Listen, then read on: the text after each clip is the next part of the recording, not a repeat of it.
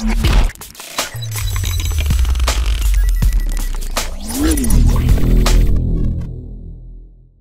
guys here. We see Bill going.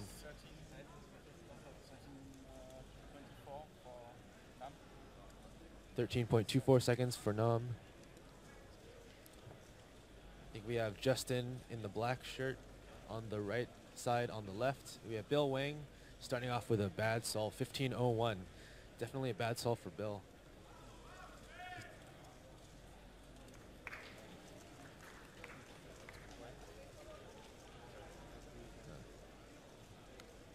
Looks like Max started out with a 12.71.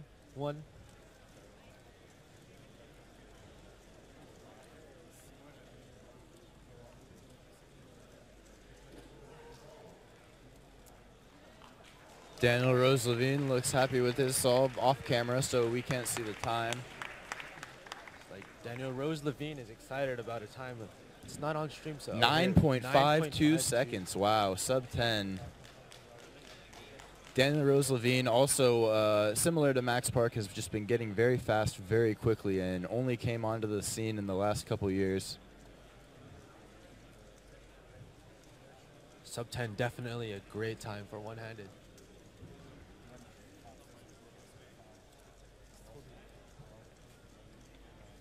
In my opinion, one-handed is one of the events that's extra susceptible to nerves, because you know when your hands start shaking, it makes it really hard to turn one-handed.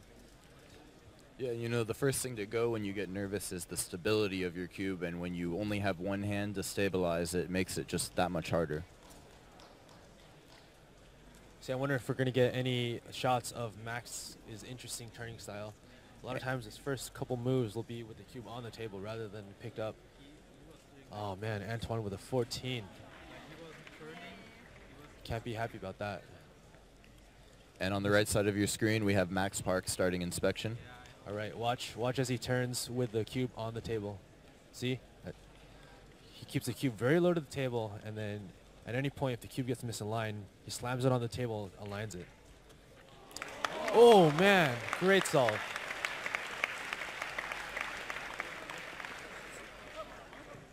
Another sub 10.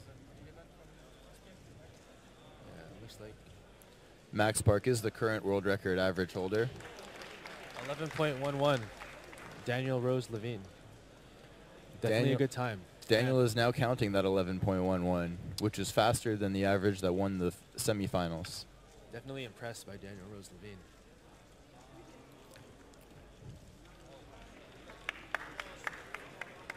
Felix looks a little upset with a 12.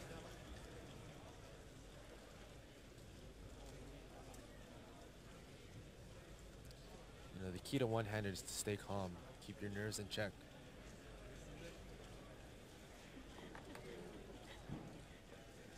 Michal Pleskovics.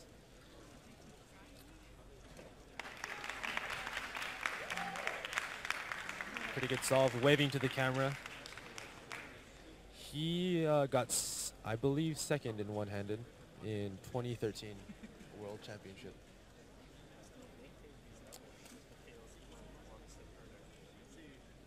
All right.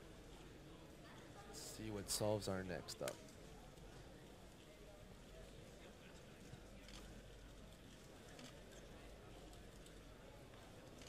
You know, a lot of these one-handed solvers can turn just as fast as many other people do two-handed.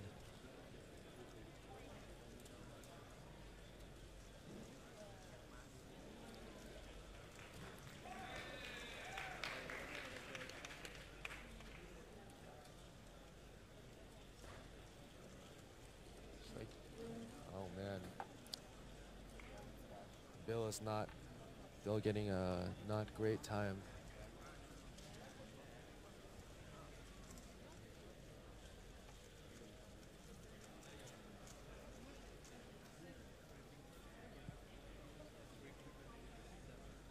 Looks like Antoine's getting ready. Oh, cut away. All right, Max Park on the right, getting ready for his solve. Oh, Daniel Rose Levine at PLL. 12.88. He looks pretty happy about that. All right, Max Park is starting, using the table.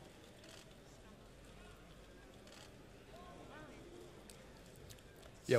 Oh, man. Wow. Max Park on pace for world record. If this is a sub 10 average, that would be insane. Sub 10 in the finals of Worlds. Oh my God. Counting a sub 10 already. Just a few years ago, I was beating Max in competitions in California. Now look where he is.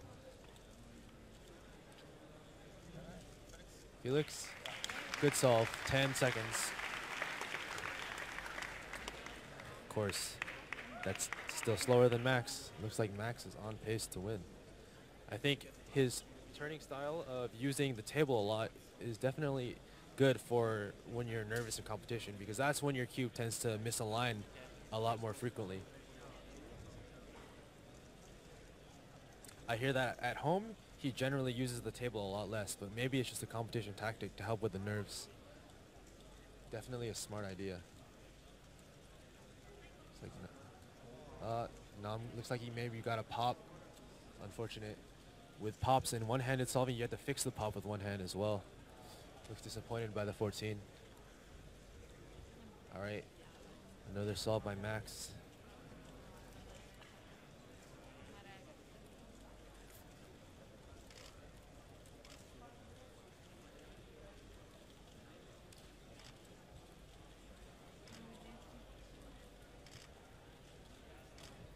Oh, Max Park. Wow.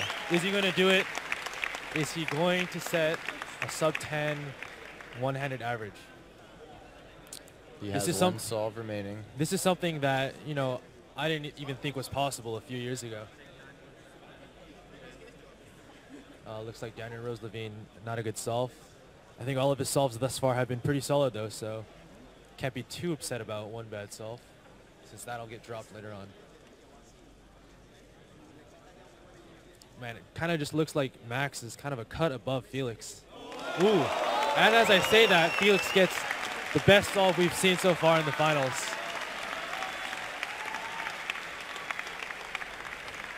.9 seconds. Looks like they're high-fiving. 8.9. You know, Felix has, I think, 4 sub-8s in competition, and the rest of the world has 0. So by the singles count, you know, it really seems like Felix is kind of a cut above, but Max Park, man, he's killing it. Consistency is key. You can't just get one lucky solve, one good solve, because that one won't count. I'm not sure what time Max needs.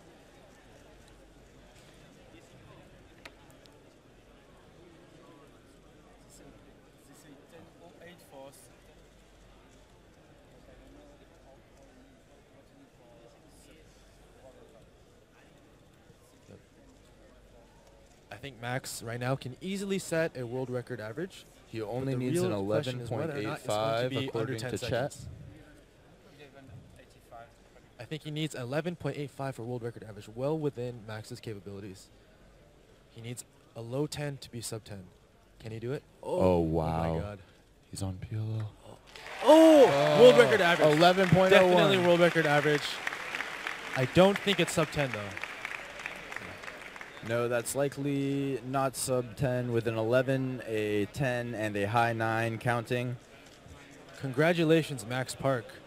Another world record average. I think that's pretty hard to beat for anyone else. Looks like they're calculating the average, seeing how fast he is. And there's your confirmed world record average. Congratulations, Max Park.